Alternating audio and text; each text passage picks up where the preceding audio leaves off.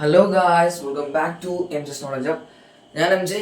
അപ്പോൾ നമ്മൾ വന്നിട്ടുള്ളത് നമ്മുടെ പ്ലസ് വൺ മാത്തമാറ്റിക്സിൻ്റെ ഒന്നാമത് ചാപ്റ്റർ ആയിട്ടുള്ള സെറ്റ്സ് എന്ന് പറയുന്ന ചാപ്റ്റർ തുടങ്ങാൻ വേണ്ടിയിട്ടാണ്. അപ്പം അതിനു മുന്നേ നിങ്ങൾക്ക് പ്ലസ് വൺ മാത്തമാറ്റിക്സിലെ ഒരു ക്ലാസ് തുടങ്ങുന്നതിന് മുമ്പ് നമ്മൾ എല്ലാ ചാപ്റ്ററും ഒന്ന് പരിചയപ്പെടുത്തി തരാം. അപ്പം അതിന് മുന്നേ ഈ ചാനൽ ആദ്യമായിട്ട് കാണുന്നതുകൊണ്ടാണ് ചാനൽ സബ്സ്ക്രൈബ് ചെയ്യുക, വീഡിയോ ഒന്ന് ലൈക്ക് ചെയ്തേക്കുക. ഈ ചാനലിൽ നമ്മൾ മെയിനായിട്ട് കൊടുക്കുന്നത് പ്ലസ് വൺ മാത്തമാറ്റിക്സിൻ്റെയും പ്ലസ് ടു മാത്തമാറ്റിക്സിൻ്റെയും വീഡിയോസ് ആയിരിക്കും.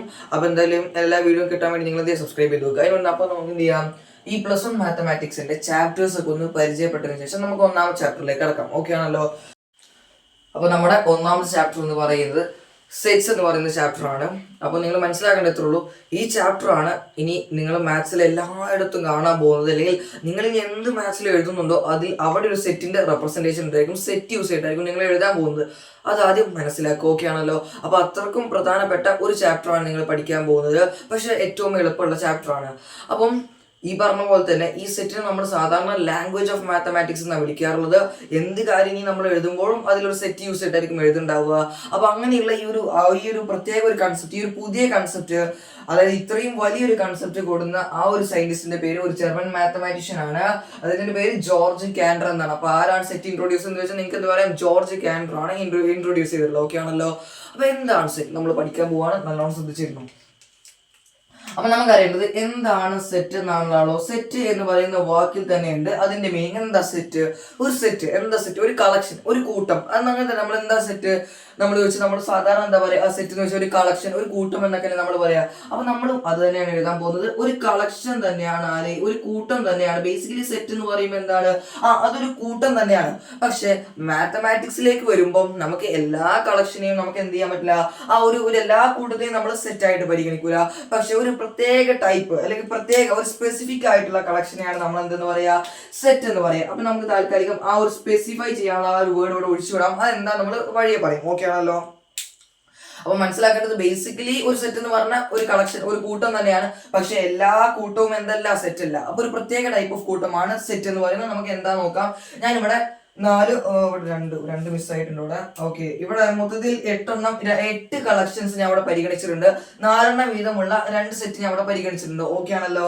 അപ്പൊ നല്ലോണം ശ്രദ്ധിച്ചോ. ഒന്നാമത്തെ കളക്ഷൻ ആയിട്ട് വരുന്നത് the collection of natural numbers less than 10.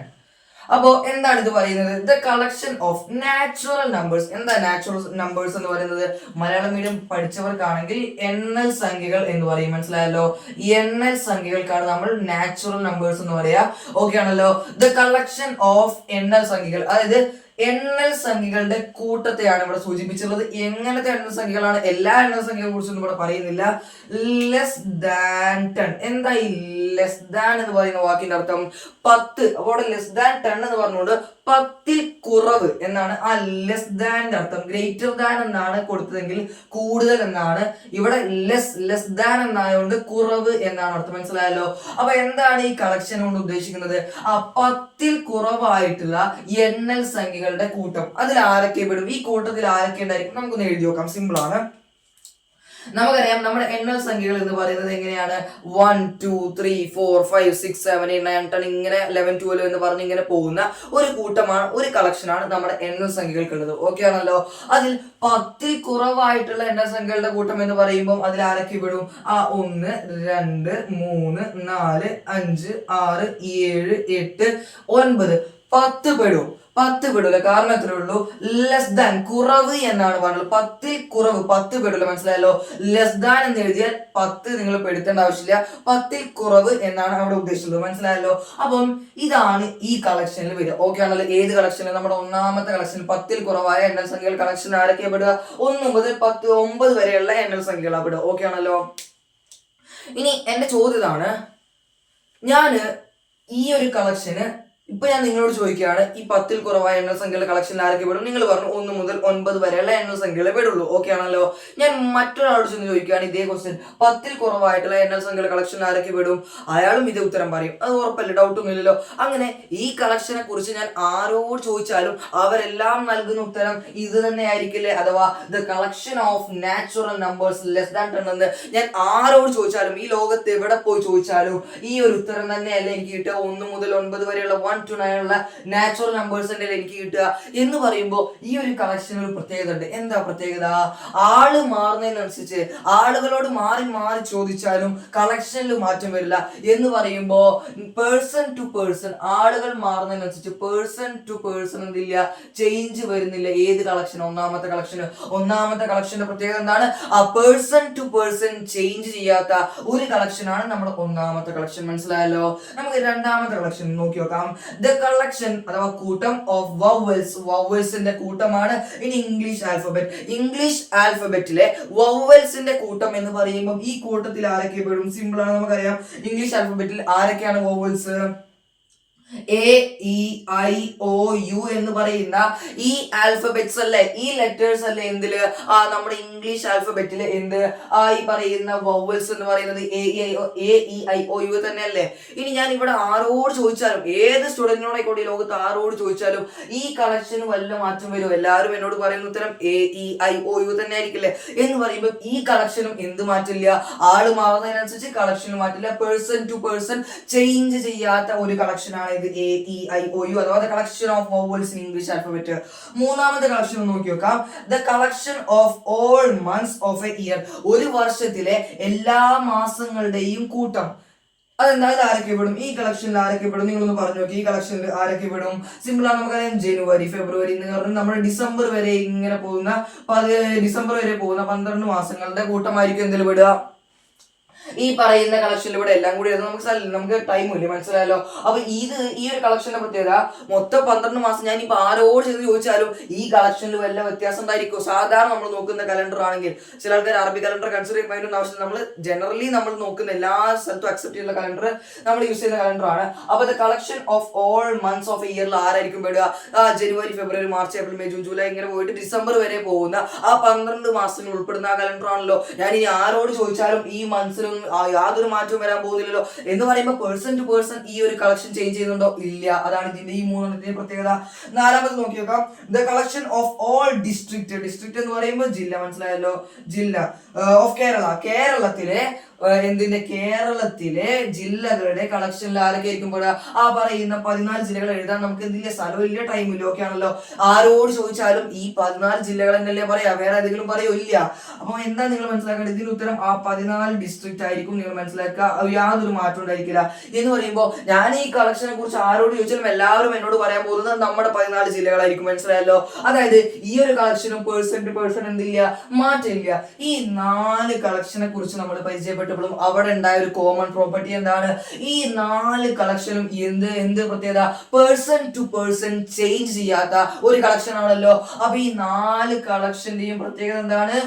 Person to person change ചെയ്യുന്നില്ല. ആരോട് ചോദിച്ചാലും ഒരൊറ്റ ഉത്തരം.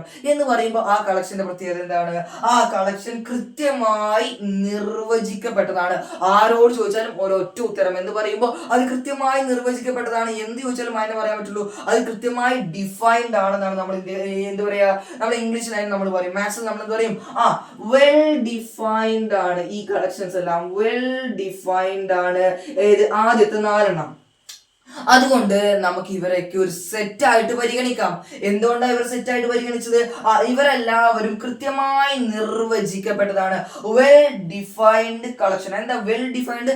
കൃത്യമായി നിർവചിക്കപ്പെട്ടത്, വ്യക്തമായി നിർവചിക്കപ്പെട്ടത്. എന്ത് വന്നാലും കൃത്യമായി നിർവചിച്ചിട്ടുണ്ട്. അതുകൊണ്ട് അതിന് മാറ്റി പറയാനൊന്നും പറ്റൂല. എന്ന് പറയുമ്പോൾ ഈ വെൽ ഡിഫൈൻഡ് മീനിങ് എന്താ ഉദ്ദേശിച്ചത്? പേഴ്സൺ ടു പേഴ്സൺ മാറ്റി പറയാനൊന്നും പറ്റൂല. കൃത്യമായി ഫിക്സ് ചെയ്ത് വെച്ചാൽ നിർവചിച്ചിട്ടുണ്ട്. ഓക്കെ ആണല്ലോ? ഈ അടുത്ത 4 കളക്ഷന്റെയും കൂടി പ്രത്യേകത കൂടി നോക്കിയിട്ട് നമുക്ക് ഇതിനെ ഫൈനലൈസ് ചെയ്യാം. ഓക്കെ ആണല്ലോ? ഇവിടെ ഒന്നാമത്തെ collection, the collection of difficult topic in mathematics. മാത്സിലെ ഡിഫിക്കൽട്ട് ടോപ്പിക്സ്, അതായത് കടുപ്പമേറിയ ടോപ്പിക്കിന്റെ കളക്ഷനെ കുറിച്ചാണ്. ഇപ്പൊ ഞാൻ ഒരാളോട് ചോദിക്കുമ്പോൾ അയാൾ ഇപ്പൊ ഞാൻ നിങ്ങളോട് ചോദിക്കുകയാണെങ്കിൽ നിങ്ങൾക്ക് ഏത് ടോപ്പിക്കാണ് മാത്സിൽ ഏറ്റവും കടുപ്പം? അപ്പൊ ഒരാൾ പറയുന്ന ഉത്തരമായിരിക്കില്ല നിങ്ങളുടെ സുഹൃത്ത് പറയുന്നത്. മനസ്സിലായല്ലോ? അത് പറയുന്ന ആളെ മറ്റൊരാൾ പറയുന്നത്. ഓരോരുത്തർ പേഴ്സൺ ടു പേഴ്സൺ എന്ത് ചെയ്യും? ഈ ഡിഫിക്കൽട്ട് ടോപ്പിക്ക് മാറിക്കൊണ്ടിരിക്കും. എല്ലാവർക്കും ഒരേ ടോപ്പിക് ആയിരിക്കില്ല ഡിഫിക്കൽട്ട്. മനസ്സിലായല്ലോ? എന്ന് പറയുമ്പോൾ ഇതിന് എനിക്ക് സ്പെസിഫിക് ആയിട്ടൊരു ഉത്തരം എനിക്ക് പറയാൻ പറ്റില്ല. ഓരോരുത്തർക്ക് അനുസരിച്ച് എന്ത് ചെയ്യും? മാറും. പേഴ്സൺ ടു പേഴ്സൺ പേഴ്സൺ ഇത് ചേഞ്ച് ചെയ്തുകൊണ്ടിരിക്കും. മനസ്സിലായല്ലോ? ഇവിടെ രണ്ടാമത്തെ കളക്ഷൻ നോക്കി നോക്കാം. The collection of intelligent students in your class. നിങ്ങളുടെ ക്ലാസ്സിലെ ഇന്റലിജന്റ് ആയിട്ടുള്ള സ്റ്റുഡൻസിന്റെ കൂട്ടത്തെ കുറിച്ച് ചോദിച്ചാൽ നിങ്ങൾക്ക് പലർക്കും ഇപ്പൊ മാത്സ് ടീച്ചറിന് പറയുന്ന ഉത്തരമായിരിക്കില്ല, എന്താ പറയുക, ഫിസിക്സിന്റെ ടീച്ചർക്ക് പറയാണ്ടായിരിക്കും. മനസ്സിലായല്ലോ? ഫിസിക്സിന്റെ ടീച്ചർ പറയുന്നതായിരിക്കില്ല കെമിസ്ട്രിയുടെ ടീച്ചർ പറയുന്നുണ്ടായിരിക്കുക, കെമിസ്ട്രിയുടെ ടീച്ചർ പറയുന്നതായിരിക്കില്ല മലയാളത്തിന്റെ ടീച്ചർ പറയുന്നുണ്ടായിരിക്കും. മനസ്സിലായല്ലോ? അതായത് ആളുകൾ മാറുക, ടീച്ചർമാരോ അല്ലെങ്കിൽ നിങ്ങൾ നോക്കുന്ന പെർസ്പെക്റ്റീവ് അനുസരിച്ചായിരിക്കും നിങ്ങൾക്ക് എന്ത് ചെയ്യുക, ആ കുട്ടി ഇന്റലിജന്റ് ആണെങ്കിൽ ആ കുട്ടി ഇന്റലിജന്റ് ആണെന്ന് തോന്നുന്നു. മനസ്സിലായല്ലോ?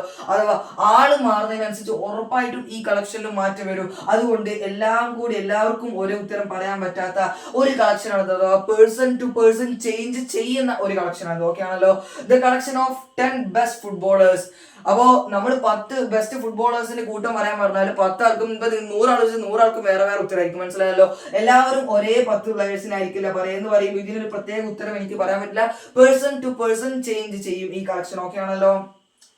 The collection of most beautiful girls in India. ഇന്ത്യയിൽ തന്നെ മോസ്റ്റ് ബ്യൂട്ടിഫുൾ ഗേൾസിന്റെ കളക്ഷൻ പറയാൻ പറഞ്ഞാൽ ഓരോരുത്തർക്കും വ്യത്യസ്ത എന്തായിരിക്കും ഉണ്ടാവുക, അഭിപ്രായങ്ങളായിരിക്കും ഉണ്ടായിരിക്കും. ഒരാൾക്ക് തോന്നുന്നത് അതേപോലെ ആയിരിക്കില്ല മറ്റൊരാൾക്ക് തോന്നുക.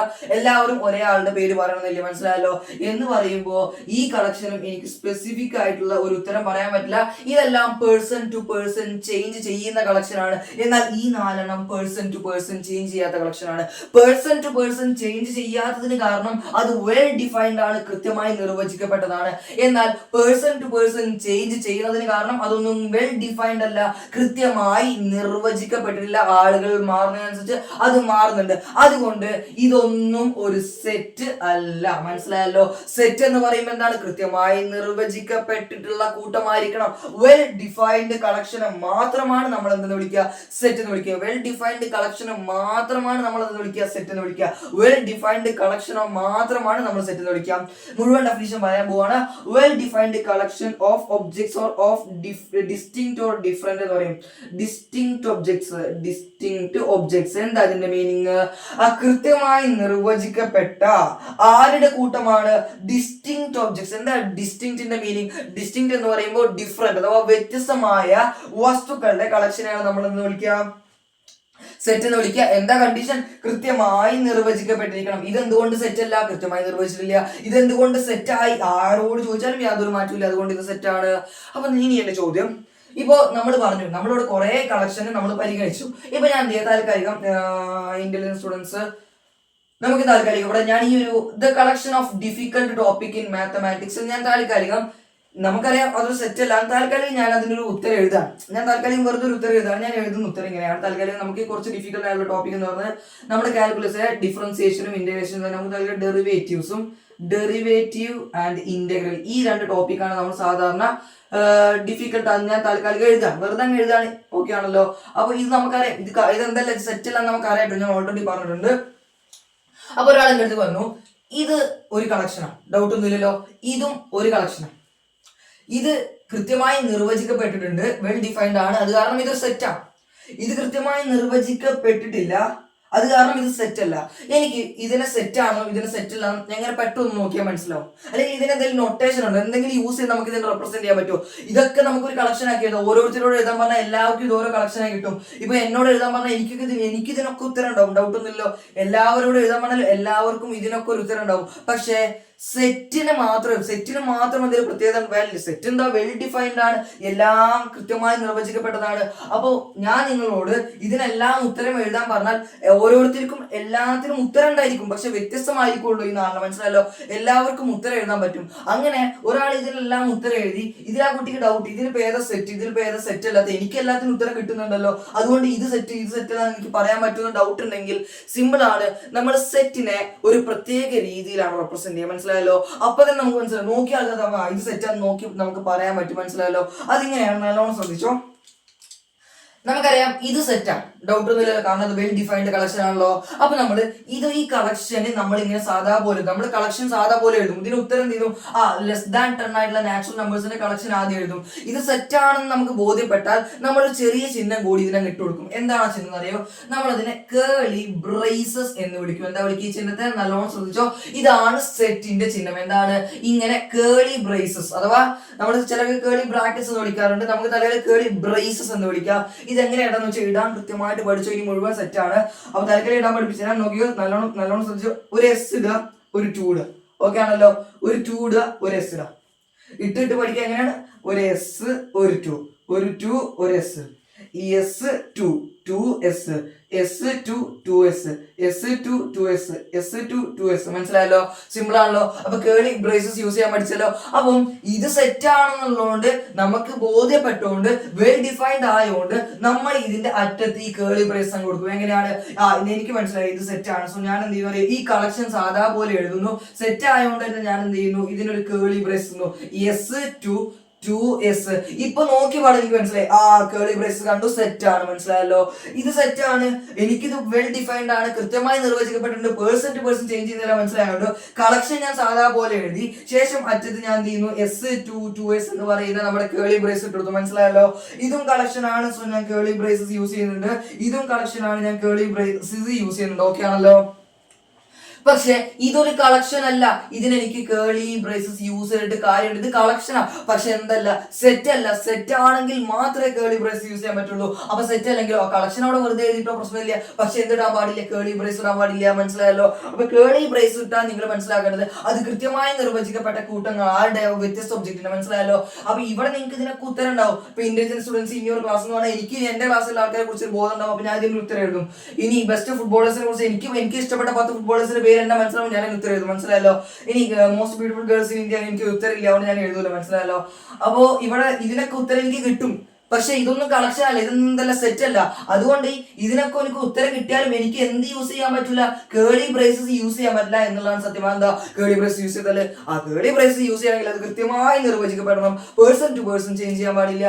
അങ്ങനെയുള്ളതിന് മാത്രമേ കേളി ബ്രേസസ് യൂസ് ചെയ്യാൻ പാടുള്ളൂ. മനസ്സിലായല്ലോ? ഇത്രയും കാര്യങ്ങൾ മനസ്സിലായല്ലോ? ഡൗട്ട് ഒന്നുമില്ലല്ലോ? അടുത്ത ടോപ്പിക്കിലേക്ക് പോവാം. ഓക്കെ ആണല്ലോ? നോട്ട് ഞാൻ ഇതിന്റെ ബാക്കിൽ തന്നെ തരാം. ഓക്കെ ആണല്ലോ? അപ്പൊ നമ്മുടെ അടുത്ത ടോപ്പിക് എന്ന് പറയുന്നത്, ഇത് കഴിഞ്ഞിട്ട് നോട്ട് തരാം. ഓക്കെ ആണല്ലോ? അപ്പൊ അടുത്ത ടോപ്പിക് എന്ന് പറയുന്നത് റെപ്രസെന്റേഷൻ ഓഫ് സെറ്റ്സ്. അപ്പൊ നമ്മളിതിന് വെറുതെ നമുക്ക് അങ്ങനെ ഇങ്ങനെയൊന്നും സെറ്റിനെ നമുക്ക് എഴുതാൻ പറ്റൂല. സെറ്റിനെ എഴുതുന്നതിന് ഒരു പ്രത്യേക രൂപമുണ്ട്. അതാണ് നമ്മൾ പഠിക്കാൻ പോകുന്നത്. നിങ്ങൾക്ക് 2 വിധത്തിൽ സെറ്റിനെ റെപ്രസെന്റ് ചെയ്യാൻ പറ്റും. മൂന്നാമതൊരു രൂപം കൂടി ഉണ്ട്. നമ്മൾ സാധാരണ നമ്മൾ അടുത്ത റിലേഷൻ ഫംഗ്ഷൻ എന്ന ചാപ്റ്ററിൽ നമ്മൾ പഠിക്കുക. ഓക്കെ ആണല്ലോ? അപ്പൊ ഇവിടെ മെയിൻ ആയിട്ട് 2 ഉള്ളത്. ഒന്ന് roster form or tabular form എന്ന് പറയുന്ന ഒരു ഫോമാണ്. രണ്ടാമത്തത് സെറ്റ് ബിൽഡർ ഫോം അല്ലെങ്കിൽ റൂൾ മെത്തേഡ് അല്ലെങ്കിൽ പ്രോപ്പർട്ടി മെത്തേഡ് എന്നിങ്ങനെ ഈ രണ്ടാമത്തെ ഫോമിൽ നമ്മൾ വിളിക്കും. മനസ്സിലായല്ലോ? മെയിൻ ആയിട്ട് നമ്മൾ ഇതിനെ roster form and set builder form എന്നാണ് നമ്മൾ ഇതിനെ മെയിൻ ആയിട്ട് വിളിക്കുക. ഓക്കെ ആണല്ലോ? അപ്പോൾ എങ്ങനെ നമുക്ക് സെറ്റിനെ റെപ്രസെന്റ് ചെയ്യാൻ നോക്കാം. ഒന്നാമത്തെ റോസ്റ്റർ ഫോം ആണ് നമ്മൾ പഠിക്കാൻ പോകുന്നത്. അതിന്റെ തന്നെ മറ്റൊരു പേരാണ് ടാബുലാർ ഫോം. ഓക്കെ ആണല്ലോ? ഇവിടെ നമ്മൾ സെറ്റ് ആണല്ലോ പഠിക്കാൻ പോകുന്നത്. അവിടെ ഈ കളക്ഷൻ ഒന്നും എഴുതുന്നില്ല, നേരിട്ട് സെറ്റ് എന്ന് എഴുതാണ്.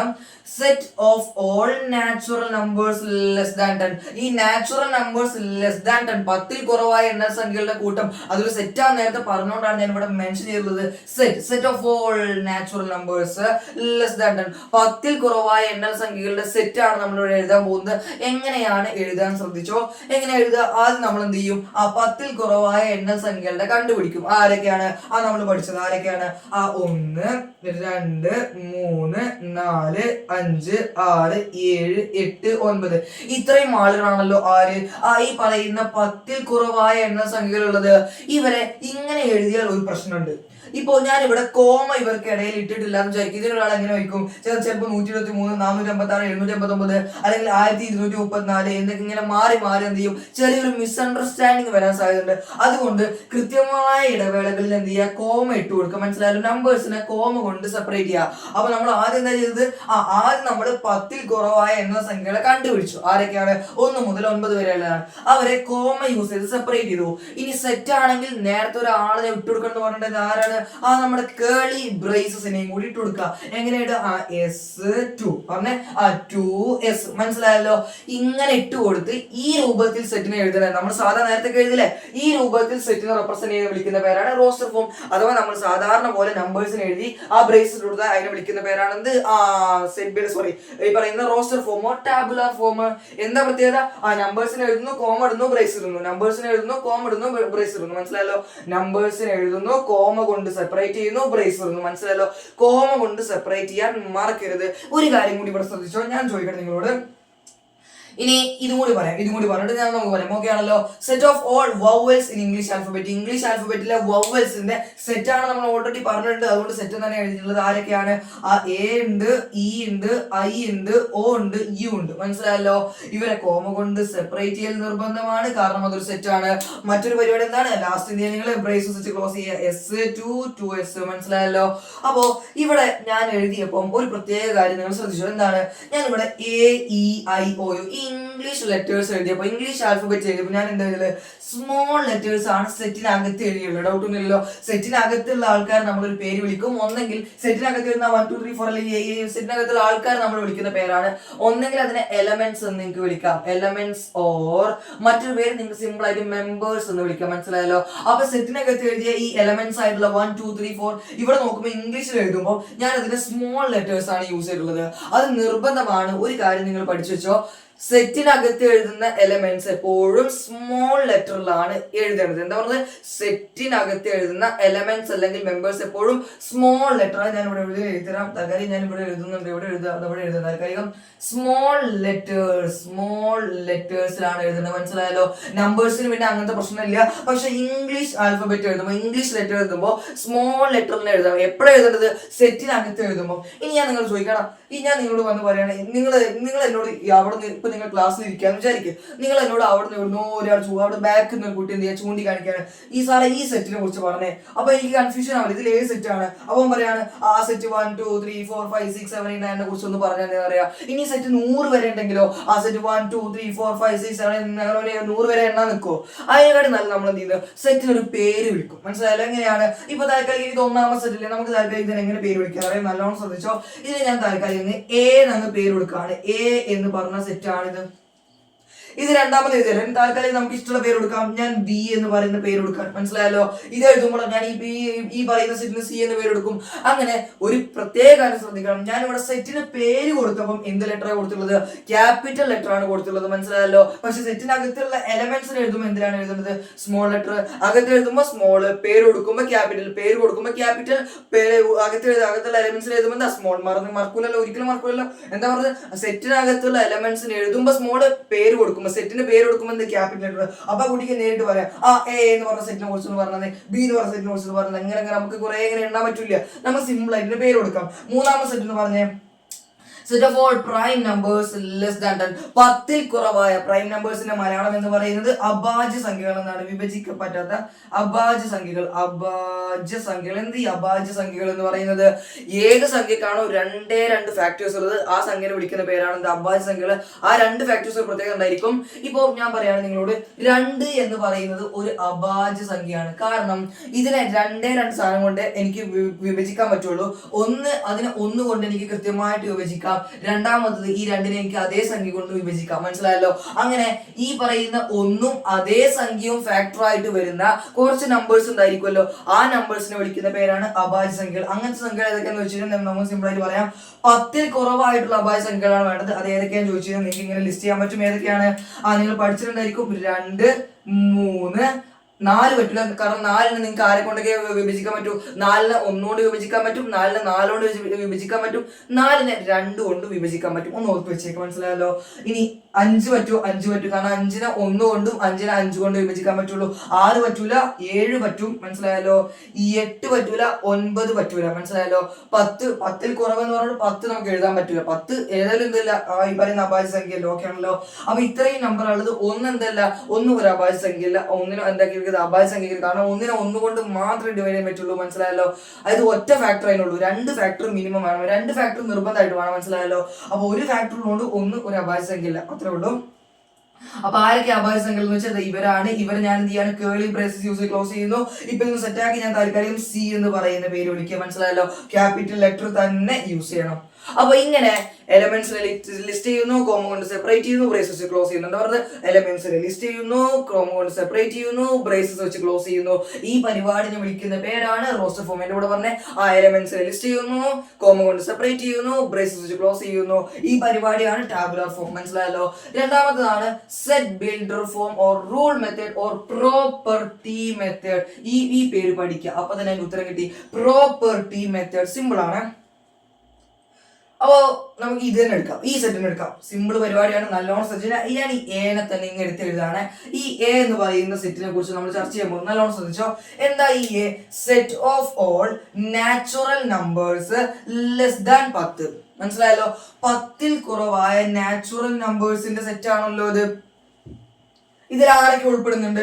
1 2 3 4 5 6 7 8 9 ഇത്ര ആൾക്കാരാണല്ലോ. അപ്പൊ ഞാൻ ഈ മേലെ ഈ ഒരു നോട്ട് ഇല്ലാന്ന് വിചാരിക്കും, സെറ്റ് ഓഫ് ഓൾ ആ സംഭവം ഇല്ലാന്ന് വിചാരിക്കും. എനിക്ക് സെറ്റ് മാത്രം തന്ന ഒരാൾ എന്നിട്ട് എന്നോട് പറഞ്ഞു ഇവർക്കൊക്കെ ഉള്ള കോമൺ പ്രോപ്പർട്ടി ഒന്ന് കണ്ടുപിടിച്ചു. അപ്പൊ ഞാൻ നോക്കുമ്പോൾ 1 2 3 4 5 6 7 9 ഞാൻ നോക്കുമ്പോൾ ഇതെല്ലാം എന്താണ്? നാച്ചുറൽ നമ്പേഴ്സ് ആണ്. അത് തന്നെയാണ് അവരുടെ കോമൺ പ്രോപ്പർട്ടി. മനസ്സിലായല്ലോ? അപ്പൊ ഇവർക്ക് എല്ലാവർക്കും കോമൺ പ്രോപ്പർട്ടി എന്താ? 1 ഒരു നാച്ചുറൽ നമ്പർ, 2 3 4 5 6 7 8 9 ഒക്കെ എന്താ?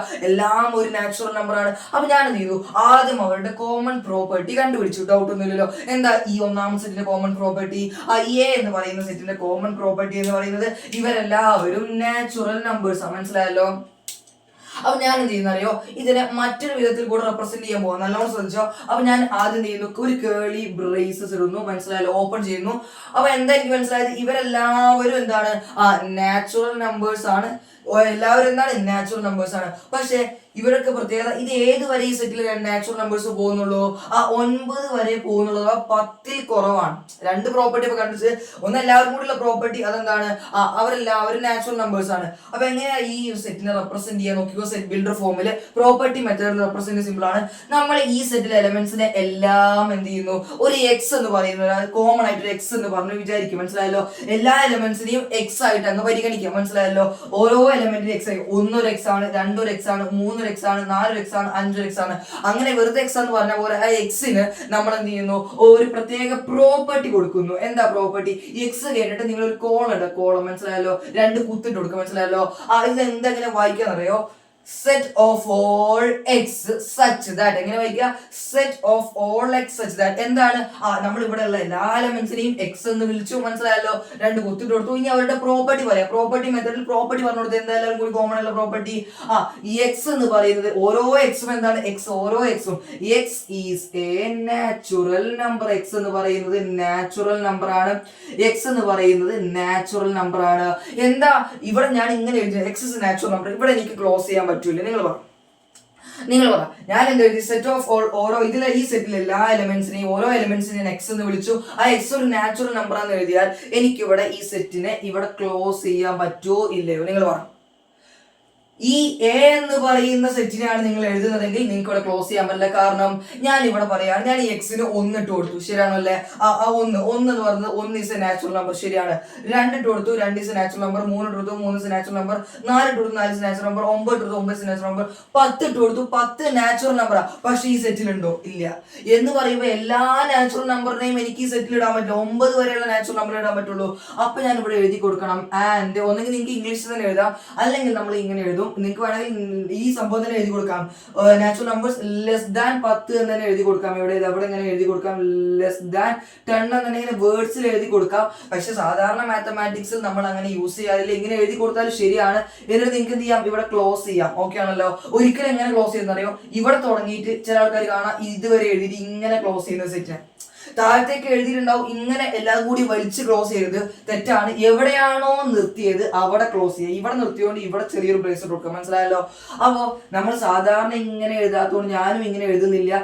ഇനി എന്താ ചെയ്യുന്നത് വെച്ചാൽ ഒരു കോമയും കൂടി ഇട്ട് കൊടുക്കുക. മനസ്സിലായല്ലോ? ഇപ്പൊ മെയിൻ പ്രോപ്പർട്ടി നമ്മൾ പറഞ്ഞു. പക്ഷെ ഇങ്ങനെ പറഞ്ഞാൽ മാത്രം പോരാ. 6 വരെ വരാൻ പാടുള്ളൂ. എക്സിന് ഈ എക്സിന് 6 വരെ ഇടാൻ പാടുള്ളൂ, 9 വരെ ഇടാൻ പാടുള്ളൂ. ഈ എക്സ് എന്ന് പറയുന്നത് ആരെക്കാളും ചെറുതാവണം, 10നെക്കാളും ചെറുതാവണം. അപ്പൊ ചെറുതാവണം എന്ന് കാണിക്കാൻ നമ്മൾ മാത്സിൽ യൂസ് ചെയ്യുന്ന സിമ്പിൾ ആണ് ഇങ്ങനെ. മനസ്സിലായല്ലോ? ഈ സിമ്പിൾ ഇട്ട് കഴിഞ്ഞാൽ ഇത് വായിക്കുക. ലെസ് ദാൻ, ആരെക്കാളും ലെസ് ദാൻ ആണ് 10. ഞാൻ ഈ സിമ്പിളൊക്കെ ഈ അടുത്ത വീഡിയോയിൽ നമ്മൾ ഉറപ്പായിട്ട് പഠിപ്പിക്കും. അപ്പൊ ഇപ്പൊ ജസ്റ്റ് നിങ്ങൾ മനസ്സിലാക്കി വെക്കുക, ഇങ്ങനെ അത് നൊട്ടേറ്റ് ചെയ്യാൻ. മനസ്സിലായല്ലോ? ഇങ്ങനെയാണ് ഇത് എഴുതുക എന്ന് പഠിച്ചു വെക്കുക. അടുത്ത ക്ലാസ്സിൽ ഞാൻ ഈ സിമ്പിൾ യൂസ് ചെയ്യാൻ പഠിപ്പിക്കുമ്പോൾ നിങ്ങൾക്ക് എല്ലാം എളുപ്പം ഒന്നിട്ടേ ക്വസ്റ്റ്യൻ ചെയ്യുള്ളൂ. മനസ്സിലായല്ലോ? അപ്പോ ഈ ജസ്റ്റ് ഒന്ന് പറഞ്ഞാൽ നിങ്ങൾക്ക് സിമ്പിൾ ഇല്ലാതെ കാര്യം നടക്കൂല. ഇത്രേ ഉള്ളൂ. ഈ സിമ്പിൾ ഇങ്ങനെ ഇപ്പുറത്തേക്ക് ഇങ്ങനെ ഇട്ട് കൊടുത്തു കഴിഞ്ഞാൽ മനസ്സിലായല്ലോ? ഈ ഒരു മോന ഈ ഒരു സാധനം ഇല്ലേ, അത് നമ്മുടെ നേരെക്കാണെങ്കിൽ വായിക്കുക ലെസ് ദാൻ. ഇതിനെന്താ വായിക്കുക? Less than. ഇനി ഇത് നേരെ ഓപ്പോസിറ്റ് ആണെങ്കിൽ ഗ്രേറ്റർ ദാൻ. മനസ്സിലായല്ലോ?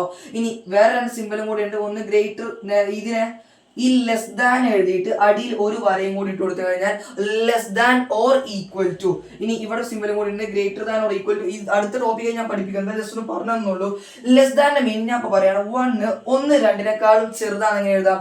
ഒന്ന് ചെറുതാണ് രണ്ടിനേക്കാളും ഇങ്ങനെയാണ് എഴുതുക. രണ്ട് ഒന്നിനേക്കാളും വലുതാണെന്ന് അങ്ങനെ എഴുതുക.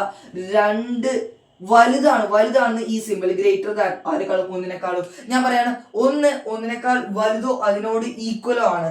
ഒന്ന് എന്ന് പറയുന്നത് അതിനേക്കാൾ വലുതോ അതിനോട് ഈക്വൽ ആണ്. സത്യല്ലേ? ഒന്ന് ഒന്നിനേക്കാൾ വലുതാണോ വെച്ചല്ല, പക്ഷെ അതിനോട് ഈക്വൽ ആണ്. ഈ സിമ്പിളിന്റെ പ്രത്യേകത ഇത് വായിക്കുക greater than or equal to എന്നുള്ളതും കൂടെ നമുക്ക് എന്ത് ചെയ്യാം, നമ്മുടെ പരിഗണിക്കാം. ഒന്നെങ്കിൽ ഇത് ഒന്നിനേക്കാളും വലുതാവണം, അല്ലെങ്കിൽ ഒന്നിനോട് ഈക്വൽ ആയിരിക്കണം. ഒന്നിനോട് ഈക്വൽ അല്ലേ, ഡൗട്ട് ഒന്നുമില്ല. അപ്പൊ എനിക്ക് എഴുതാം. ഇനി തിരിച്ചു പറഞ്ഞൂടെ, ഒന്ന് ഒന്നിനേക്കാൾ ചെറുതോ അതിനോട് ഈക്വൽ ആണ്. അതെന്താ എനിക്ക് അങ്ങനെ എഴുതാൻ പറ്റുന്നത്? ഒന്നിനേക്കാൾ ചെറുതല്ല എന്തായാലും, പക്ഷെ അവിടെ സിമ്പിൾ കൂടി ഈക്വൽ ടു കൂടെ ഉള്ളതുകൊണ്ട് എനിക്ക് ഒന്നിനോട് ഈക്വൽ എന്ന് പറയാം. അപ്പൊ ഈ സിമ്പിളൊക്കെ ജസ്റ്റ് ഒന്ന് ഇപ്പൊ മനസ്സിലാക്കി വെക്കുക. അപ്പൊ ഇതെങ്ങനെ എഴുതാൻ മനസ്സിലായല്ലോ? എക്സ് എന്ന് പറയുന്നത് ഒരു നാച്ചുറൽ നമ്പർ ആണ്. പക്ഷെ എന്താ പ്രത്യേകത? എല്ലാ നാച്ചുറൽ നമ്പറൊന്നും ഈ എന്ന് പറഞ്ഞ സെറ്റിൽ ഇല്ല. എക്സ് 10നേക്കാളും ചെറുതാണ്. മനസ്സിലായല്ലോ? അപ്പൊ ഇങ്ങനെ നമ്മൾ ആ പ്രോപ്പർട്ടി എഴുതി കൃത്യമായി നിർവചിച്ച് നമ്മൾ വെക്കുന്ന ഈ പരിപാടിനെ വിളിക്കുന്ന പേരാണ് സെറ്റ് ബിൽഡർ ഫോം. ഇതിനെങ്ങനെ നമുക്ക് ഈ ബി എന്ന് പറഞ്ഞ സെറ്റ് നമ്മൾ എങ്ങനെ റെപ്രസെന്റ് ചെയ്യാൻ നോക്കിയാലോ? ബി സിമ്പിൾ ആണ്. ബി എന്ന് പറയുന്നത് ബി എന്ന് പറഞ്ഞ സെറ്റിനെ കൂടെ നമുക്ക് റെപ്രസെന്റ് ചെയ്യാം. എങ്ങനെയാണ്? ബി ഉള്ള ഓരോ എലമെന്റ്സിനെ നമ്മൾ എന്ത് വിളിക്കും? ഈ എക്സ് എന്ന് വിളിക്കും. എന്നിട്ട് രണ്ട് കുത്തിട്ട് കൊടുക്കും. എന്താ എക്സിന്റെ ഒക്കെ പ്രത്യേകത? ഓരോരുത്തരും ഞാൻ എനെ നോക്കി, ഈനെ നോക്കി, ഐനെ നോക്കി, ഓയിനെ നോക്കി, യുനെ നോക്കി, എല്ലാവർക്കും കോമൺ ആയിട്ടുള്ള പ്രോപ്പർട്ടി എന്താ? അവരെല്ലാവരും എന്താണ്? വവൽസ് ആണ്. അപ്പൊ എന്താണ്?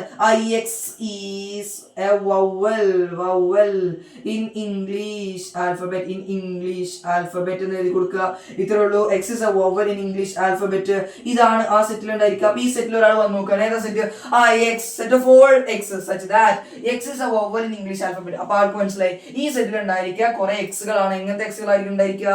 ഈ പറയുന്ന ഇംഗ്ലീഷ് ആൽഫബറ്റിലെ ഈ പറയുന്ന വവൽസ് മാത്രം അടങ്ങുന്ന സെറ്റാണിത്. ആൾക്ക് നോക്കിയാൽ തന്നെ മനസ്സിലായല്ലോ.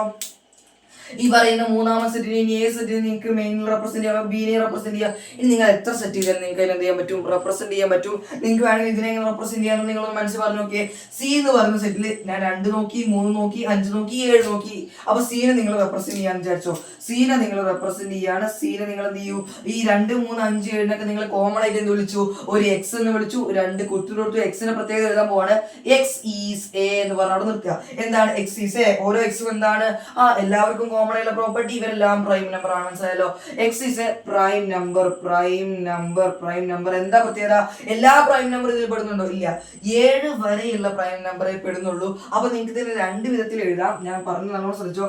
ഒന്നെങ്കിൽ നിങ്ങൾക്ക് എന്ത് ചെയ്യാം? എക്സ് ഞാൻ തലക്കൊക്കെ മായ്ക്കാണ്.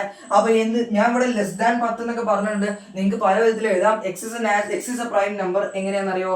എക്സ് ഒരു പ്രൈം നമ്പർ ആണ്. ഏത് വരെ? 7 വരെയുള്ള പ്രൈം നമ്പർ. അപ്പൊ എനിക്ക് എന്താണെന്നറിയോ? എക്സ് എന്ന് പറയുന്നത് 7 വരെ ആണല്ലോ ഉള്ളത് എന്ന് പറയുമ്പോൾ 7ഉം ഉൾപ്പെടുന്നുണ്ട്. ബാക്കിയുള്ളതൊക്കെ എവിടെയാണ്? 7 താഴെയുമായിട്ടുള്ള പ്രൈം നമ്പേഴ്സ്. എങ്ങനെയാണ് ഈ പ്രൈം നമ്പേഴ്സിനൊക്കെ പ്രത്യേകത? എന്താണ്? 7ഉം ഉൾപ്പെടുന്നുണ്ട്, ബാക്കിയുള്ളവരൊക്കെ 7 താഴെയാണ്. അപ്പൊ എനിക്ക് ഇങ്ങനെ എഴുതാം, 7ഉം ഉൾപ്പെടുന്നുണ്ട്. ഇതിൽ ഏത് സിമ്പിൾ യൂസ് നിങ്ങൾ പറയട്ടോ? 7 ചെറുതും 7ഉം ഉൾപ്പെടുന്നതാണ് എക്സ് എന്ന് പറയുമ്പോൾ 7 ചെറുതും 7ഉം ഉൾപ്പെടുന്നതാണ് എക്സ്. നമ്മൾ ഇങ്ങനെ എഴുതാം, x less than or equal to 7. മനസ്സിലായല്ലോ? അപ്പൊ ഇതെന്താ ഉദ്ദേശിക്കുന്നത്? എക്സ് എന്ന് പറയുന്നത് ഒരു പ്രൈം നമ്പർ ആണ്. എന്ത് ചെറുതാണ്? 7ഓ 7ൽ ചെറുതോ. അതെങ്ങനെ വായിക്കുക? 7ഓ 7ൽ ചെറുതോ. Less than or equal to 7ഓ 7ൽ ചെറുതോ ആയിട്ടുള്ള എക്സ് ആണ് ഇവിടെ ഉൾപ്പെടുക. എക്സ് ആരാണ്? എക്സ് ഒരു പ്രൈം നമ്പർ. അപ്പൊ മൊത്തത്തിൽ വായിക്കുമ്പോൾ 7ഓ 7ൽ ചെറുതോ ആയ പ്രൈം നമ്പറിന്റെ കൂട്ടമാണ് ഇവിടെ ഉള്ളത്. മനസ്സിലായല്ലോ? അല്ലെങ്കിൽ നിങ്ങൾക്ക് ഇവിടെ എഴുതിയ പോലെ ഇതുപോലെ ലെസ് ദാൻ 10 ആണെന്ന് എഴുതി കൊടുക്കാം. ലെസ് ദാൻ 10 എന്ന് എങ്ങനെ എഴുതുക? ഈക്വൽ ടു മായ്ക്കുക, ജസ്റ്റ് ലെസ് ദാൻ ചിഹ്നം 10 എന്ന് എഴുതാം. മനസ്സിലായല്ലോ? 10ൽ കുറവായിട്ടുള്ള പ്രൈം നമ്പർ ആണ്. ഇത് എഴുതാനും ശരിയാണ്. മനസ്സിലായല്ലോ? അപ്പൊ എങ്ങനെ വേണമെങ്കിലും എഴുതി കൊടുക്കാം. Set builder form or property method. മനസ്സിലായല്ലോ? ആ പ്രോപ്പർട്ടി മെത്തേഡിനെ കുറിച്ച് അറിയണമെങ്കിൽ ഈ സിംബൽസിനെ കുറിച്ച് നല്ലൊരു ധാരണ വേണം. ഞാൻ പഠിപ്പിക്കും. ഓക്കെ ആണല്ലോ? സോ ജസ്റ്റ് മനസ്സിലാക്കിക്കുക. കോമൺ പ്രോപ്പർട്ടി ഇപ്പൊ നിങ്ങൾക്ക് ഇങ്ങനെ എഴുതാറില്ല. നിങ്ങൾ ലെസ് ദാൻ 10 വേർഡ്സിൽ എഴുതി കൊടുത്താൽ ഒരു തെറ്റില്ല. മനസ്സിലായല്ലോ? സിമ്പിൾ യൂസ് ചെയ്യുന്ന ആൾക്കാർക്ക് എന്ത് ചെയ്യുക? വേർഡ്സിൽ തന്നെ എഴുതി കൊടുക്കുക. എങ്ങനെ? ഇവിടെ എക്സ് ഈ സംഭവം തന്നെ, അതായത് സെറ്റ് ഓഫ് ഓൾ, ഇതെന്താ വായിക്കുക? Set of all X is a prime number. ഇനി ഇവിടെ വരെ എഴുതുക പ്രൈം നമ്പേഴ്സ്. ഈ എക്സ് ലെസ് ദാൻ 10 ഞാൻ ഇങ്ങനെ എഴുതി കാണിച്ചാൽ നിങ്ങൾക്ക് എന്ത് ചെയ്യാം? ഈ ലെസ് ദാൻ 10 നിങ്ങൾക്ക് വേർഡ്സിൽ തന്നെ എഴുതി കൊടുക്കാൻ പ്രശ്നമൊന്നുമില്ല. അപ്പൊ ഈ ഒരു മെത്തേഡും പഠിപ്പിച്ചു. ഇനി നമുക്ക് പഠിക്കാനുള്ളത് ഒരു സിമ്പിൾ റെപ്രസെന്റേഷൻ ആണ്. അതുകൊണ്ട് ഞാൻ പറയാം. ഓക്കെ ആണല്ലോ? നമുക്കിനി പഠിക്കാനുള്ളത് നമ്മൾ മാത്സിൽ സ്ഥിരമായിട്ട് യൂസ് ചെയ്യുന്ന കുറച്ച് സിമ്പിൾസ് മാത്രമേ ഞാൻ എഴുതിയിട്ടുള്ളൂ. ഇനി കുറേ സിമ്പിൾസ് ഉണ്ട്. കാരണം മാത്സ് മെയിൻ ആയിട്ട് സിമ്പിൾസ് എടുക്കുന്നത് നമ്മുടെ ഗ്രീക്ക് ലെറ്റേഴ്സ് എന്നാണ്. നിങ്ങൾക്ക് വേണമെങ്കിൽ എന്ത് ചെയ്യാം, ഗൂഗിൾ സെർച്ച് ചെയ്താൽ ലെറ്റേഴ്സ് ഒക്കെ ഒന്ന് പഠിക്കാം. അതിലെ കുറച്ച് ലെറ്റേഴ്സ് മേലുള്ള ഞാൻ ഇവിടെ കൊടുത്തിട്ടുണ്ട്. ഈ ആദ്യത്തെ റോ മാത്രമാണ് എന്ത് ഈ പറയുന്ന ഗ്രീക്ക് ലെറ്റേഴ്സ് അതിലുള്ളത്. ഇങ്ങനെ ഇട്ട് കഴിഞ്ഞാൽ അതിനെ വിളിക്കുന്ന പേരാണ് ആൽഫ. ആൽഫ എന്ന് എഴുതുമ്പോൾ നിങ്ങൾ ഇങ്ങനെയാണ് മനസ്സിലാക്കുക, ഇതാണ് ആൽഫ എന്ന് പറയുന്ന ഒരു ചിഹ്നം. ഈ ചിഹ്നമാണ് ബീറ്റ, ഇതാണ് ഗാമ, ഇതാണ് തീറ്റ, ഇതാണ് ഫൈ, ഇതിനെ സൈ എന്ന് പറയും. ഇത് നമ്മുടെ ഇൻഫിനിറ്റി, ഇത് നമ്മുടെ ലാംഡ എന്ന് പറയുന്ന സിമ്പിൾസ് ആണ്. ഈ സിമ്പിൾസ് ആണ് നമ്മൾ സ്ഥിരമായിട്ട് യൂസ് ചെയ്യുന്നത്. ഇനിയുണ്ട് ഡെൽറ്റ, ഈറ്റ, പിന്നെ ഇതിനൊക്കെ സ്മോൾ ലെറ്റേഴ്സ് ഒക്കെ ഉണ്ടായിരിക്കും, മനസ്സിലായല്ലോ. അപ്പോൾ നിങ്ങൾക്ക് വേണമെങ്കിൽ എന്ത് ചെയ്യാം, നിങ്ങൾക്ക് ആ ആൽഫബറ്റ്സിനെ കുറിച്ച് പഠിക്കുന്നത് വളരെ നല്ലതാണ്. അപ്പോൾ നിങ്ങൾ എന്ത് ചെയ്യും, ജസ്റ്റ് ഗൂഗിൾ ഗ്രീക്ക് ആൽഫബറ്റ്സ് നടിച്ചു കൊടുത്തു കഴിഞ്ഞാൽ നിങ്ങൾക്ക് എന്ത് ചെയ്യാം, ഇതിനൊക്കെ കറക്റ്റ് രൂപം കിട്ടും, മനസ്സിലായല്ലോ. അപ്പോൾ ആൽഫ, ബീറ്റ, ഗാമ, തീറ്റ, ഫൈ, സൈ, ഇൻഫിനിറ്റി, ലാംഡ ഒക്കെ നിങ്ങൾ മിനിമം എഴുതാൻ പഠിക്കണം. അതുകൊണ്ടാണ് ഏറ്റവും ഇമ്പോർട്ടൻ്റ് ആയിട്ടുള്ള കുറച്ച് എഴുതിയുള്ളത്. ഇനി നമ്മൾ നേരത്തെ പഠിച്ച ലെസ് ദാൻ ഇങ്ങനെ ഇട്ട് കഴിഞ്ഞാൽ ലെസ് ദാൻ, എന്താ ഈ ലെസ് ദാൻ? ആ ചെറുതാണ് അഥവാ സ്മോളർ ദാൻ, മനസ്സിലായല്ലോ. ഇത് വായിക്കുക, ഒരു താഴ്ത്തി ലെസ് ദാന്റെ താഴ്ത്തി ഒരു വര കൂടെ ഉണ്ടെങ്കിൽ less than or equal to, രണ്ടും തമ്മിൽ ഒരു വ്യത്യാസം. സിമ്പിൾ ആണ്, നല്ലോണം ശ്രദ്ധിച്ചോ. ഞാനിവിടെ എഴുതാണ് 1 എന്ന് പറയുന്നത് 2 ചെറുതാണ് എന്ന് പറയുമ്പോ 1 ലെസ് ദാൻ 2 എന്താ വായിക്കുക, 1 ലെസ് ദാൻ 2, 1 സ്മോളർ ദാൻ 2. 1 ചെറുതാണ് ആരെക്കാളും, 2 1 2 ചെറുതാണ്, ഡൗട്ടും വരില്ലോ. അപ്പൊ എങ്ങനെ എഴുതാം, 1 ലെസ് ദാൻ 2, 1 2 ചെറുതാണ്. ഇനി എനിക്ക് ഇങ്ങനെ എഴുതാൻ പറ്റുമോ, 1 less than or equal to 2. എന്താ ഇത് വായിക്കുക, 1 2 ചെറുതോ, ലെസ് ദാൻ വന്നാൽ ചെറുതോ, ഓർ ഒരു വര കൂടെ വന്നാൽ വായിക്കേണ്ടത് അഥവാ 2 ഈക്വലോ ആണ്. ഇങ്ങനെ എഴുതാൻ പറ്റൂ, ഇങ്ങനെ നിർബന്ധമായിട്ടും എനിക്ക് എഴുതാൻ പറ്റും. കാരണം അത്രേ ഉള്ളൂ, ഇവിടെ 1 ലെസ് ദാൻ 2 1 ഈക്വൽ ടു എന്ന് പറഞ്ഞ 2 കണ്ടീഷൻ, ഇതിനെ സ്പ്ലിറ്റ് ചെയ്ത് നിങ്ങൾക്ക് ഇങ്ങനെ 2 കണ്ടീഷനാണ് കിട്ടുക. 1 ലെസ് ദാൻ 2 ഉണ്ടായിരിക്കും, 1 ഈക്വൽ ടു 2 ഉണ്ടായിരിക്കും. ഇത് രണ്ടും ഇതിൽ ഉൾപ്പെടുന്നുണ്ട്. അപ്പോൾ ഇതിൽ ഏതാ ശരിക്കും, 1 2 ചെറുതാണ്, 1 2 ഈക്വൽ. ഈ ഒരു കണ്ടീഷൻ പറ്റൂല. പക്ഷെ ഇത് മേലുള്ള സാധനം പറ്റുമോ, ആ 1 2 ചെറുതാണ്, ശരിയാ, 1 ലെസ് ദാൻ 2 അത് പറ്റണോണ്ട് തന്നെ നിങ്ങൾക്ക് എന്ത് ചെയ്യാൻ പറ്റും, ഇതിനെ 1 ലെസ് ദാൻ ഓർ എന്ന പറഞ്ഞത് അഥവാ ഓർ അല്ലെങ്കിൽ 1 less than or equal to 2 എന്ന് എഴുതാൻ പറ്റും. ഇനി എനിക്ക് ഇങ്ങനെ എഴുതാൻ പറ്റും, 1 less than or equal to 1. 1 1 ചെറുതോ അതിനോട് ഈക്വലോ ആണ് 1 less than or equal to. ഇതിൽ അടങ്ങിയിരിക്കുന്ന 2 കണ്ടീഷൻ, 1 ലെസ് ദാൻ 1 ഉണ്ട്, 1 ഈക്വൽ ടു 1 ഉണ്ട്. 1 എന്തായാലും 1 ചെറുതല്ല, ഡൗട്ട് ഒന്നുമില്ല. പക്ഷെ 1 1 ഈക്വൽ ആയതുകൊണ്ട് നമുക്ക് ഇങ്ങനെയും പറയാൻ പറ്റും, മനസ്സിലായല്ലോ. അതാണ് ഇത് തമ്മിലുള്ള വ്യത്യാസം. ലെസ് ദാൻ എന്നത് ചെറുതാണെന്ന് മാത്രം. പക്ഷെ less than or equal to വന്നാൽ അതിനോട് ഈക്വൽ എന്ന് പറഞ്ഞ ആ രണ്ടാമത്തെ കണ്ടീഷൻ കൂടി നിങ്ങൾക്ക് എടുക്കാൻ പറ്റും. ഗ്രേറ്റർ ദാൻ എന്ന് പറയുമ്പോൾ വലുത്. അപ്പൊ എങ്ങനെ പറയാം, ഇപ്പൊ 2 1 വലുതാണ്, 2 വലുതാണ് 1. അപ്പൊ ഈ സിമ്പിൾ യൂസ് ചെയ്യുക, ഗ്രേറ്റർ ദാൻ ലാർജർ ദാൻ എന്ന് പറഞ്ഞ സിമ്പിൾ യൂസ് ചെയ്യുക. എനിക്ക് ഇങ്ങനെ പറയാൻ പറ്റുമോ, 2 greater than or equal to 1. 2 1 വലുതോ ഈക്വലോ ആണ്. 2 സിമ്പിൾ ഉണ്ടല്ലോ, 1 ഗ്രേറ്റർ ദാൻ ഉണ്ട്, ഈക്വൽ ടു ഉണ്ട്. 2 1 വലുതോ ഈക്വൽ ആണെന്ന് പറയുമ്പോൾ അവിടെ 2 കണ്ടീഷൻ ഉണ്ട്. 2 1 വലുതാണ്, 2 1 ഈക്വൽ ആണ്. ഈ കണ്ടീഷൻ പറ്റൂലെങ്കിലും ഇത് പറ്റണമെങ്കിൽ നമുക്ക് എന്ത് ചെയ്യാൻ പറ്റും, ഇവിടെ ഓർ എന്നാ പറഞ്ഞുള്ളത്. ഇവിടെ ഓർ എന്നാ പറഞ്ഞുള്ളത് നമുക്ക് എന്ത് ചെയ്യാം, ഈ ഒരു കണ്ടീഷൻ ഓക്കെ ആണ്. 2 greater than or equal to 1 എന്ന് എനിക്ക് എഴുതാൻ പറ്റും. കാരണം ഇവിടെ ഓർ എന്ന് പറഞ്ഞുകൊണ്ടാണ്. അല്ലെങ്കിൽ 2 1 വലുതോ അല്ലെങ്കിൽ ഈക്വൽ ആണ്, അവിടെ 1 വലുതാണെന്ന് പറഞ്ഞ കണ്ടീഷൻ സാറ്റിസ്ഫൈ ചെയ്യുന്നുണ്ട്. ഓക്കെ ആണല്ലോ. ചിഹ്നങ്ങൾ മാറായിരിക്കും, less than or equal to, greater than or equal to, മനസ്സിലായല്ലോ. ഇനി ഇങ്ങനൊരു ചിഹ്നം കണ്ടാൽ നിങ്ങൾ മനസ്സിലാക്കേണ്ടത്, ഇത് ഈ ഗ്രീക്ക് ആൽഫബറ്റിലെ എപ്സിലോൺ എന്ന് പറയുന്ന ഒരു ലെറ്റർ, അത് നിങ്ങൾക്ക് വേണമെങ്കിൽ പഠിച്ചു വെക്കാം. ഇതിൽ എപ്സിലോൺ എന്ന് പറയുന്നതാണ്. ഇത് മാത്തമാറ്റിക്സിൽ യൂസ് ചെയ്താൽ നിങ്ങൾ മനസ്സിലാക്കണം, അതിന് അർത്ഥത്തിലുള്ളൂ ബിലോങ്സ് ടു അല്ലെങ്കിൽ എലമെന്റ് ഓഫ്, ഒരു അംഗമാണ്. ഇവിടെ ഞാൻ ഇവിടെ പറയുകയാണ്, ഇവിടെ ഒരു സെറ്റ് ഞാൻ വെറുതെ വേറെ കൺസിഡർ ചെയ്യുന്നാൽ എടുക്കും. ഈ സെറ്റിൽ ആരൊക്കെയുണ്ട്, 1 2 3. അപ്പൊ എനിക്ക് പറയണം 1 ഈ സെറ്റിലുണ്ടോ, 1 ഈ 1 എന്ന് പറയുന്ന എലമെന്റ് ഈ സെറ്റിലുണ്ടോ, ഉണ്ട്. അപ്പൊ എനിക്ക് എഴുതാം 1 എലമെന്റ് ഓഫ് എ. എന്താ വായിക്കുക, ആ 1 is element of a, 1 belongs to a, 1 is an element of a. 1 എന്ന് പറയുന്നത് ഈ സെറ്റിലെ, എ എന്ന് പറയുന്ന സെറ്റിലെ ഒരു അംഗമാണ്, അല്ലെങ്കിൽ അതിൽ ഉൾപ്പെടുന്നു. ബിലോങ്സ് ടു എന്ന് പറയുമ്പോൾ ഉൾപ്പെടുന്നു, എലമെന്റ് ഓഫ് അംഗമാണ്. അഥവാ ഈ ഓരോ ആൾക്കാരും ഇതിലുണ്ടോ ഇതിലില്ലേ, ഇല്ലെങ്കിൽ നമ്മൾ ഇങ്ങനെ ഒരു വെട്ടിടും. ഇപ്പൊ ഞാൻ പറയാണ് 4 ഈ എയിലുണ്ടോ, 4 എയിലുണ്ടോ. ഈ എ എന്ന് പറഞ്ഞ സെറ്റിൽ 4 എന്ന് പറയുന്ന മെമ്പർ ഉണ്ടോ, ഇല്ല. അപ്പൊ എനിക്ക് ഇങ്ങനെ എഴുതാം, 4 എന്ന് പറയുന്നത് നോട്ട് ബിലോങ്സ് ടു എ, മനസ്സിലായല്ലോ. 5 എന്ന് പറയുന്നത് ഈ എയിലില്ല, അപ്പൊ എനിക്ക് 5 നോട്ട് ബിലോങ്സ് ടു എ. 2 സെറ്റിലുള്ളതുകൊണ്ട് 2 ബിലോങ്സ് ടു എ എന്ന് എനിക്ക് എഴുതാം. എന്താ വായിക്കാം, ഒന്നേ 2 ബിലോങ്സ് ടു എന്ന് വായിക്കാം, അല്ലെങ്കിൽ 2 is an element of a എന്നൊക്കെ വായിക്കാം. ഇനി അതല്ലെങ്കിൽ നോട്ട് ബിലോങ്സ് ടു, അപ്പൊ വിട്ടിട്ട് കൊടുക്കാം, മനസ്സിലായല്ലോ. ഈ ചിഹ്നം നിങ്ങൾ അധികം സ്ഥലത്തൊന്നും കാണില്ല, പക്ഷെ മാത്തമാറ്റിക്സിനെ കുറിച്ച് നല്ലോണം പഠിക്കുന്ന ആൾക്കാരാണ്, നിങ്ങൾ ബുക്കിന്റെ ആ ഒരു ബാക്കിലുള്ള പോയിന്റ്സ് ഒക്കെ റെഫർ ചെയ്യുന്ന ആൾക്കാരാണെങ്കിൽ ഈ രണ്ട് ചിഹ്നം നിങ്ങൾ നിർബന്ധമായിട്ടും പഠിച്ചിരിക്കണം. ഒന്നാമത്തത്, ഇത് ബുക്കിൽ ഇങ്ങനെയല്ല കാണുക, ഞാൻ സ്ഥിരമായിട്ട് ഇങ്ങനെ എഴുതുകൊണ്ട് ഞാൻ അങ്ങനെ ഇട്ടുള്ളൂ. ഒരു വി എഴുതിയിട്ട് ജസ്റ്റ് നമ്മൾ എ തിരിച്ചിടൂലേ, എ എന്ന് പറയുമ്പോൾ ഇതിൽ തിരിച്ചിട്ട് അങ്ങനെ കിട്ടൂലേ, ഈ സിമ്പിളേയും കാണാൻ ഞാൻ താൽക്കാലിക ഒരു വെട്ടിട്ട് കൊടുക്കുന്നുള്ളൂ, താഴത്തേക്ക് ഒരു വെട്ട്, നിങ്ങൾ ഇത്രേ കാണുള്ളൂ, എ തിരിച്ചിട്ടേ കാണുള്ളൂ. ഈ എ തിരിച്ചിട്ട സാധനം അതായത് കണ്ടാൽ നിങ്ങൾ മനസ്സിലാക്കേണ്ടതുള്ളൂ.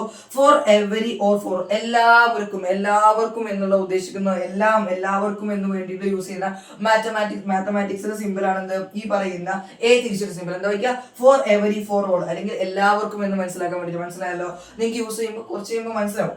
ഇനി ഈ തിരിച്ചിട്ട് കഴിഞ്ഞാൽ ഈയുടെ ഓപ്പോസിറ്റ് തിരിച്ചിട്ട് കഴിഞ്ഞാൽ നമ്മൾ ഈ വായിക്കുന്ന ചിഹ്നത്തെ വിളിക്കുന്ന പേരാണ് ദർ എക്സിസ്റ്റ് എന്നാണ് നമ്മൾ മാത്തമാറ്റിക്സിൽ ഈ സിമ്പിളിനെ നമ്മൾ യൂസ് ചെയ്യുന്നത്. മനസ്സിലായാലും ഇതുപോലെ ഇത് എപ്സിലോൺ ആണ് ഇരിക്കുക, പക്ഷെ നമ്മൾ മാത്തമാറ്റിക്സ് പറയുമ്പോൾ ബിലോങ്സ് ടു എന്ന് പറയും. ഇത് നമ്മൾ ഫോർ ഓളിന് വേണ്ടി യൂസ് ചെയ്യും, ദർ എക്സിസ്റ്റ് എന്ന് പറയുന്ന വേർഡ് യൂസ് ചെയ്യാൻ വേണ്ടി നമ്മൾ യൂസ് ചെയ്യും.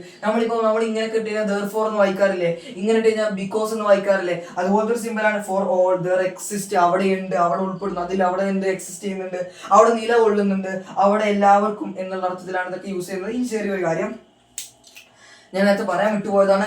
റോസ്റ്റർ ഫോമിൽ നമ്മൾ ഇത് സെറ്റിന് ഏത് രൂപത്തിൽ എഴുതിയുള്ള റോസ്റ്റർ ഫോമിലാണ്. കാരണം എലമെന്റ്സ് ലിസ്റ്റ് ചെയ്ത് കോമ്പൗണ്ട് സെപ്പറേറ്റ് എന്തുകൊണ്ടിട്ടോ ഈ പറയുന്ന ബ്രേസ് കൊണ്ട് ക്ലോസ് ചെയ്തു. മനസ്സിലായല്ലോ, ഞാൻ നിങ്ങളോട് പറയാണ്, ഇതിൽ 1 2 3 എന്ന് പറയുന്ന എലമെന്റ് എഴുതുന്നത് എനിക്ക് ഈ 1 2 3 ഇങ്ങനെ എഴുതാൻ പറ്റുമോ? സെറ്റ് ഓഫ് ഓൾ 3 2 1 എന്ന് എഴുതുന്നോട് കുഴപ്പമുണ്ടോ? സെറ്റിനകത്ത് 1 2 3 എന്ന് എഴുതിയാലും 3 2 1 എന്ന് എഴുതിയാൽ കുഴപ്പമുണ്ടോ? അല്ലെങ്കിൽ എനിക്ക് ഇങ്ങനെ എഴുതാൻ പറ്റും, നോക്കിയേ 2 3 1 എന്ന് എഴുതാൻ പറ്റും. 2 3 1 എന്ന് എഴുതിയാൽ കുഴപ്പമുണ്ടോ? എന്തെങ്കിലും കുഴപ്പമുണ്ടോ? 2 3 1 അല്ലെങ്കിൽ എനിക്ക് ഇങ്ങനെ എഴുതാൻ പറ്റും, 2 1 3 എന്ന് എഴുതാൻ പറ്റും. ഇതിലൊന്നും പ്രശ്നമില്ലല്ലോ. അത് മനസ്സിലാക്കേണ്ടത്രേ ഉള്ളൂ.